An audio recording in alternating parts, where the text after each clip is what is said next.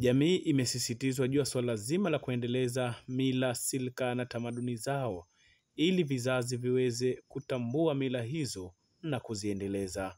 Wito huo umetolewa na mbunge wa jimbo la Chumbuni ambaye pia ni mwanafamilia wa ukoo wa Pondeza, Usi Salum Pondeza, huko Pitanazako Shangani, mkoa wa Kaskazini Unguja, katika hafla ya kufungua kwa pamoja funga ya 6 Shawwal iliyosuniwa kwa waumini wa dini ya Kiislamu.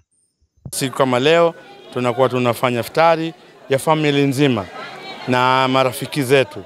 Kwa hivyo sote tunawaalika, ndio maana mkaona watu wengi, kila mtu rafiki zake nani, kama hivi tunafungua kwa pamoja. Na hii kwenye ukoo wetu ina jina lake. Sisi tunaita funguo.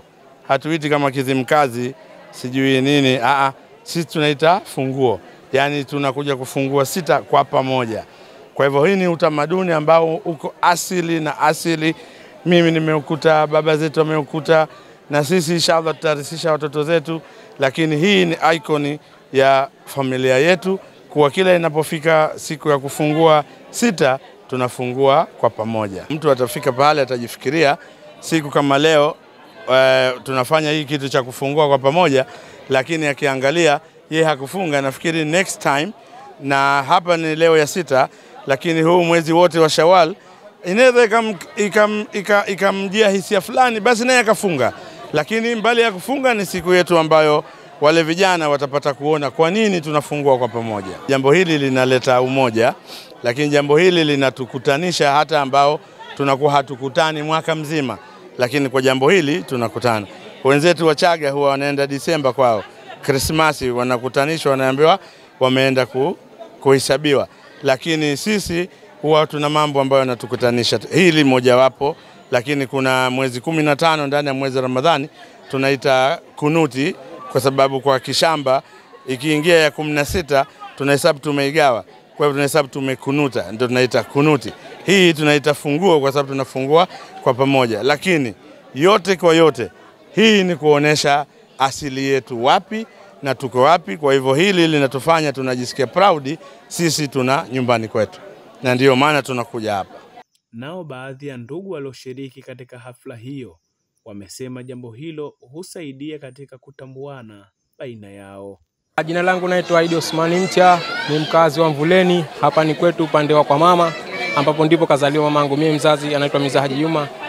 Na hii ni marangu ya 6 kushiriki katika shughuli kama hizi. Inatufunza kwamba tuwe na ushirikiano, tuwe pamoja, tujuane, kwa sababu dunia sasa ina mabadiliko kidogo, hususan baadhi ya familia kwamba wengine wanaishi mjini, wengine shamba. Kwa hiyo siku kama ya leo inakusanyisha watu wote kujuana. Mkusanyiko kama huu wa iftari unanifunza kwamba tunapata kwanza kujuana sisi kama familia, alafu tunapata kujuana sisi kama Waislamu, tunapata kukusanyika hapa, tunapata kuftari. Alhamdulillah, tukikusanyika kama hivi tunapata pia riziki yetu sisi wengine, kwa sababu kila tukiombeana dua huku tunapata rehema nyingi kwa Mwenyezi Mungu, hasa kudumisha ukoo wetu na watu wetu. Kama sisi wengine tumetoka sehemu mbali, tumekuja huku kwa ajili ya kuftari kwa pamoja. Kwa hiyo ninachowanasihi vijana wenzangu kwenye mkusanyiko kama huu tusikose. Kwa majina naitwa Abdi Manafi Makame Mwadini, natokea Tumbatu, ya Jongowe kabisa. Kwa kweli tukio kama hili linatufunza mambo mengi ya kukutana na kujuana na jamii yetu hii, kwa sababu wengine familia zetu ndo zipo huko kisiwani, lakini familia nyingine zipo huku. Kwa siku kama hii inakuwa ni fursa kwetu kuweza kukutana na kujuana na jamii ambayo ipo huku, kuweza kuendelea na ule udugu wetu.